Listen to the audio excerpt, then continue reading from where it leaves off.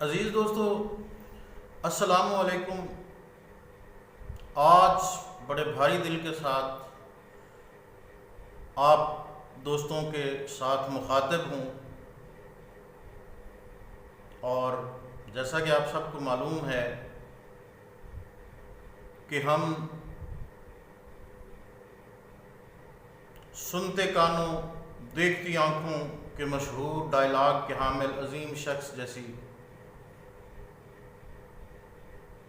ہستی جو کسی تعارف کا محتاج نہیں، ہاں جی، میری مراد طارق عزیز صاحب جو ہمیں داغ مفارقت دے گئے ہیں، اللہ تعالیٰ کو پیارے ہو گئے ہیں، ان کے بارے میں کچھ بات کروں گا۔ ان کی زندگی کے کچھ پہلو جو ہیں، ان کی زندگی کے بارے میں کچھ مختصر سی معلومات آپ تک پہنچاؤں گا۔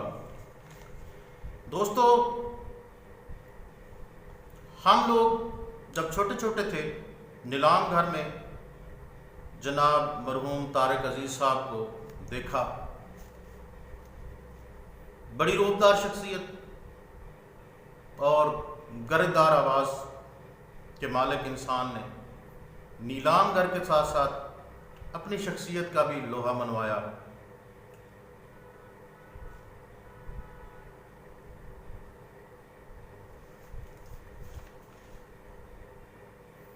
چند پاکستانی شخصیات میں سے ایک بلند پایہ شخصیت کے حامل طارق عزیز صاحب نے زندگی کے ہر میدان میں ایک اہم حیثیت اور مقام حاصل کیا۔ آج طارق عزیز صاحب مرحوم کی موت پر ہر آنکھ اشک بار ہے۔ دوستو، آج جب طارق عزیز صاحب ہم میں نہیں رہے تو ہم میں سے بہت سے دوست ان کے بارے میں بہت کم جانتے ہیں۔ میں ان کی معلومات صرف نیلام گھر والے طارق عزیز صاحب جو ہیں ان سے ذرا بڑھ کے آپ لوگوں کے ساتھ شیئر کرنا چاہتا ہوں۔ عزیز دوستو، طارق عزیز صاحب اپنے آپ میں ایک ہمہ جہت خصوصیات کے حامل، ایک غیر معمولی صلاحیت کے مالک انسان تھے۔ آج ان کی زندگی کے کچھ اوراق سے میں پردہ اٹھانے کی جسارت کر رہا ہوں۔ تو میرے عزیز دوستو، طارق عزیز صاحب 1936 میں بھارتی شہر جلندھر میں پیدا ہوئے۔ 1947 میں جب پاکستان اور ہندوستان کی پارٹیشن ہوئی تو دوسرے مسلمانوں کی طرح وہ بھی اپنے والدین کے ساتھ، اپنی فیملی کے ساتھ ہجرت کر کے پاکستان کے صوبہ پنجاب میں آباد ہو گئے۔ آپ نے اپنی ابتدائی تعلیم ساہیوال سے حاصل کی، اس کے بعد پھر لاہور تشریف لے گئے۔ طارق عزیز صاحب کی لاہور کے ساتھ بہت تلخ یادیں بھی وابستہ ہیں اور بہت اچھی بھی۔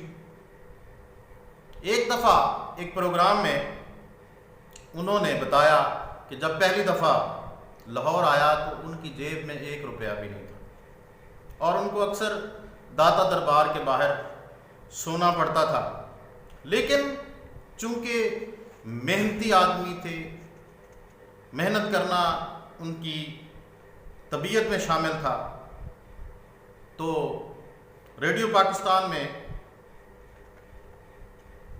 چانس ملا اور انہوں نے وہاں اپنی قابلیت کو منوایا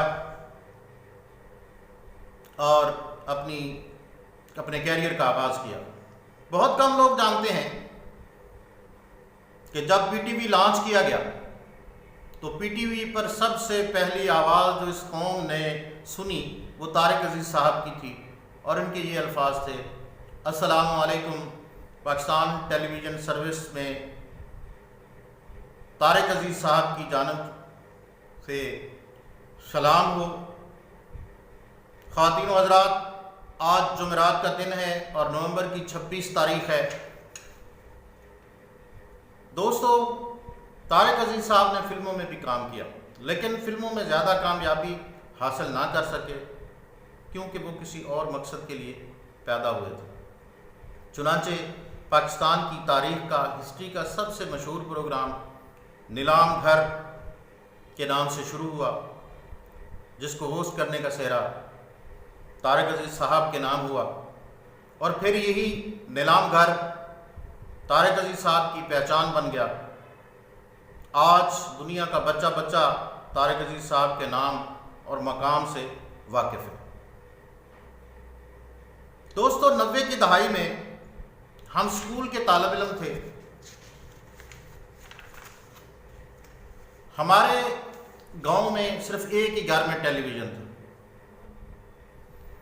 اور یہ بھی بتاتا چلوں کہ یہ گھر ہمارے ایک بہت ہی پیارے بڑے بھائی سید محمد عباس شاہ صاحب مرحوم کا تھا، جو اب ہمارے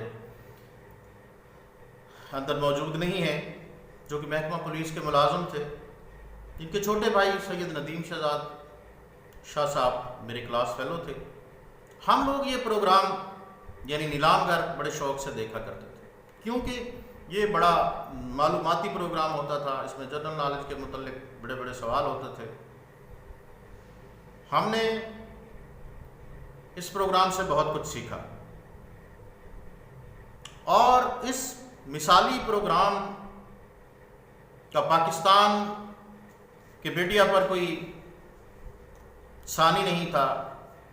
سب لوگ، بچے، بوڑھے، نوجوان، خواتین، سب اس کو بڑے شوق سے دیکھ سکتے تھے، اور بڑا مہذب قسم کا پروگرام ہوتا تھا، جس میں سارے لوگ جو ہیں وہ اپنے خاندان کے ساتھ بیٹھ کے، اپنی بیٹیوں کے ساتھ، بہنوں کے ساتھ، بیویوں کے ساتھ، ماں کے ساتھ بیٹھ کے ہم دیکھ سکتے تھے۔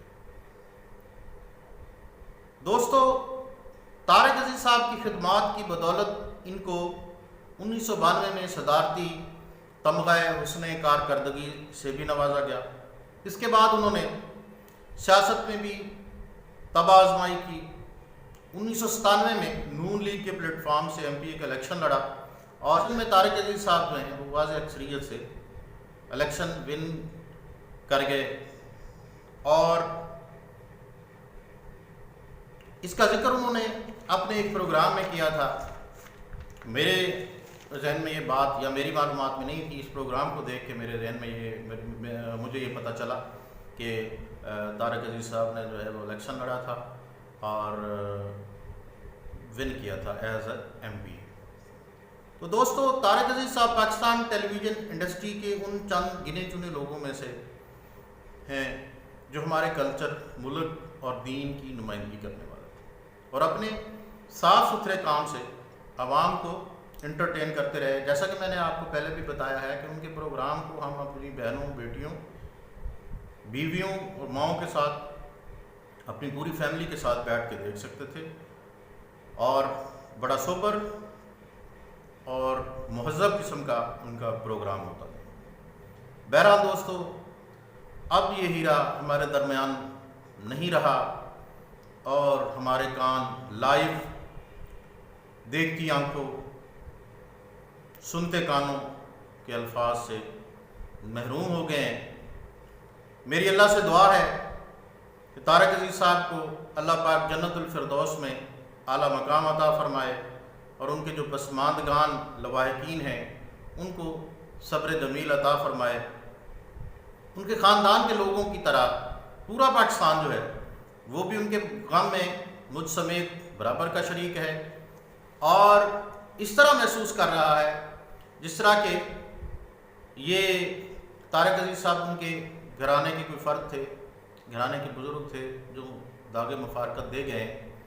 تو بہرحال اللہ پاک ان کی اگلی منزلیں آسان فرمائے، اللہ پاک اپنے فضل سے ان پر اپنا رحم و کرم کرتے ہوئے منزل مقصود یعنی جنت میں اعلیٰ مقام عطا فرمائے۔ ان کی ساری قبر کی آخرت کی منزلیں آسان فرمائے۔ اللہ ان پر اپنا خاص فضل و کرم کرے۔